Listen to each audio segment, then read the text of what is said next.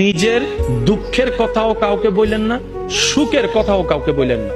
কথাটা একটু শুনতে আপনার কাছে অন্যরকম লাগলেও একটু ভিতরে গেলে আপনি নিজেই বুঝতে পারবেন। আপনি নিজের মনের দুঃখ কষ্ট সহ্য করতে না পেরে হালকা করার জন্য যাকে বলছেন, মনে রাখবেন আপনি তার কাছে কিন্তু কোনো না কোনো ভাবে একটু ছোট হয়ে যাচ্ছেন।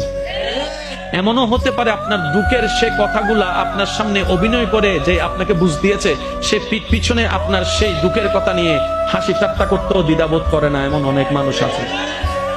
আপনি যাকে দুঃখের কথা বলে মনকে হালকা করার চেষ্টা করছেন, আপনার দুঃখের কথার সে দুঃখটা সে বুঝবে না, কারণ তার সাথে তো সেটা ঘটেনি।